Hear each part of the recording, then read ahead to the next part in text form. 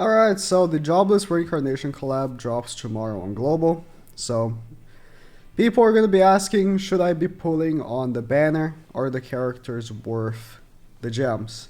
And as much as ever, this is a time where if you really want it, and doesn't matter how good the characters are, go ahead. These characters will likely never come back. These are highly, highly exclusive characters. If you like the IP, do what you want. Anniversary is around the corner. It's going to be 1 month from the banner drop for Global. So, you will be probably missing out on a bunch of gems for the Anniversary banner, but it's not like Anniversary can't be pitied from zero. A lot of the resources we get from Anniversary are enough, or almost enough, to pity the banner anyways. It's just that, a lot of times you might want to go over pity and go for a second rotation because it's goddamn Anniversary. But are the characters good? I mean, the banner is a collab banner. You're not pulling for the unfeatured, you're pulling for the new characters. I have a gripe with all 4 of these characters. I haven't done the tier list yet because I was waiting to get Rox's Holy Relic. But now that I got it, I will make it later today. And each individual one of these characters I have a big gripe with. So let's start with Rudius, which I think is the potential best character from this banner in terms of longevity. But that will depend on the Anniversary character. There is a really good chance the Anniversary character will be a human, and he is a human sort of team-based character. So if the Anniversary character is indeed a human and it works really well with him, that will be great. If it's not, he will be a character that will die and never return. He is so annoying to use. The more I use him, the less I want to use him. His whole thing where he needs to get the balls, and without 5 balls, he can't do damage, is infinitely frustrating to use in real practice, right? You think, if he's going to one-shot someone anyways, then, it's worth it for him to need to wait for 5 attacks, or 4, because one of them counts. 4 attacks to then be able to do damage. And I'll tell you, it would be if he one-shotted. Most of the time he doesn't. If you have a level 1, say goodbye to one-shotting any miles and stuff. Not gonna happen. Level 2, still, you're not gonna one-shot Mael, right? You might finish off people, like if you damage like a Meliodas, but you're not gonna kill someone from beginning to end of their health bar. And for such a exclusive attack of his, it almost feels like a ritual to do his whole attack. It's so long. It should one shot, and then you can't attack with him until he gets 5 balls again with a single target. Obviously the AoE you can, but it's detrimental to him to even do any attacks without 5 balls, because if he does, he loses the balls. So infinitely frustrating to use his character. And if the Anniversary character is not human, he's gonna be in my box and never used again. I do not want to use this character unless he truly works well with the Anniversary character. And again, when he works and he does the one shot, real cool. But when he doesn't do the one shot, you lost, because you're not gonna be able to attack with your bigger DPS character until he's ready to attack again. So the best thing for him is using him with Escanor and Arthur. Nothing else I used with him is honestly worth it. Maybe now for me. Because the other characters can carry.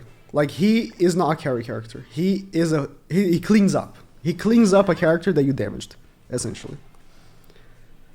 Eris, for a free unit, she's really good. To be honest, I haven't even got her Holy Relic, and with her Relic, she's even better. The problem that I have with her is that if you don't pull Rudius, she's a useless character in your box. Unless the anniversary is a human and he's red. Because she only buffs red humans. And you need like a full team of red humans. If the anniversary character is a red human, sure. But her holy relic literally says for each orb on Rudius. So her holy relic only works if your team has Rudius, right? Then human red allies do more damage or something. That is cringe. Immensely cringe. Kizuna was such a gem, right? She dropped... Oh, where is she? She dropped and she asks for nothing, you know? She just... You do her skill, everyone gets 30% attack-related stats. And then she has a card that gives immunity and 30% basic stats. What a killer of a unit. Anyways. So, I do not like the design of Eris. She's free, so you know, there's no pressure in summoning for her. Roxy. It feels like Roxy and Ghislaine are meant to be run together, so I'll talk about them together. So, Ghislaine is probably the best unit from this collab. I thought it would be Rudius, and it will be Rudius if the human festival comes out for anniversary, right? It will be. But if it's not, Ghislaine is the best. The problem I have is that she works really well against demon teams, and that's it. Problem is, Mael is like 50-50 on the teams that you face, and Mael absolutely annihilates her because he cannot be stat lowered. And then if you kill the character that's targeted by her passive, she doesn't have a passive anymore. Other than that though, she's really strong. Like her skills do a ton of damage if you build up a holy relic. Kind of wish I had a different card here. Is what it is though. With DN probably getting a holy relic, this might actually be more worth the stance removal card, but I don't know. Her ult in theory is very strong, but at 5-6 I've left a marked. So he was taking 40% more damage, a purgatory melee with like 25% of his health left. So even at 6-6 I wouldn't have killed. So don't rely too much on her ultimate, but her cards actually do a ton of damage.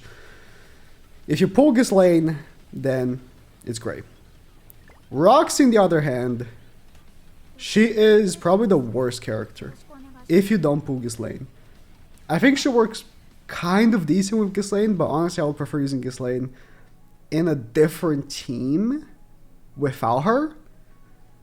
Her shield is just kind of weak, and that's all she provides. She has a shield, and if the shield gets mollywopped by Mael, which usually does, then that's it. I mean, she doesn't take off ultimate gauge card. Just like, this is the Pierce card. Just like a shit ton of characters, so.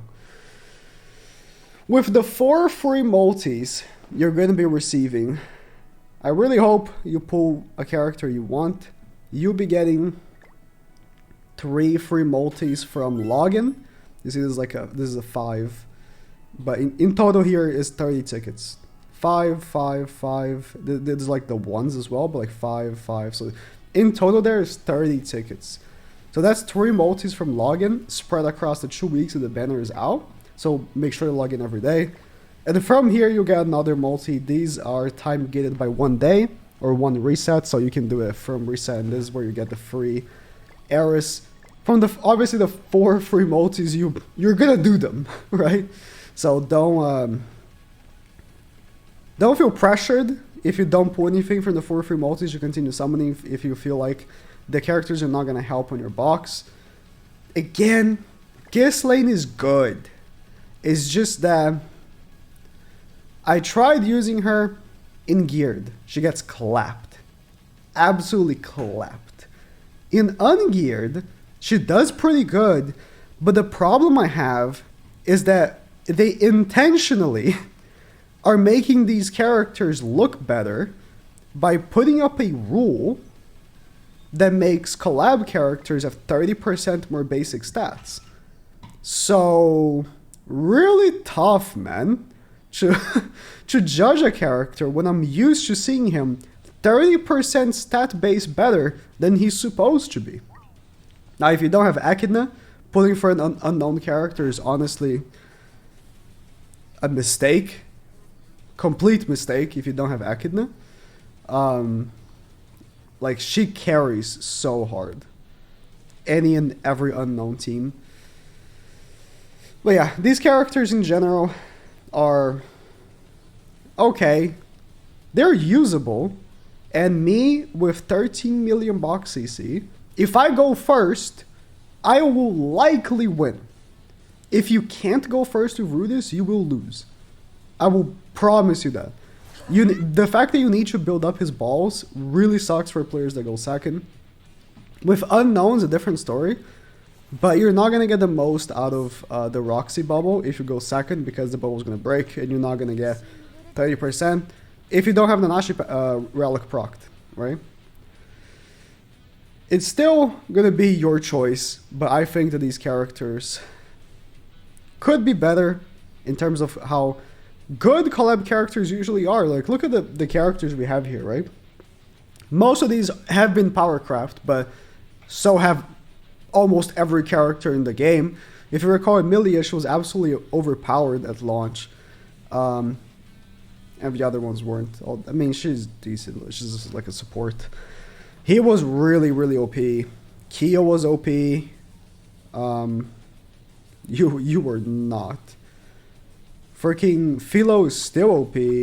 Naofumi is still mega powerful. So is Raphtalia if you use it with Naofumi properly. Reinhardt was absurdly overpowered. Echidna is still OP. Still. Rimuru was mega OP. Terry was mega OP. You were not. These characters don't even have level 100. You were not. We have a lot of collab characters that have been mega OP.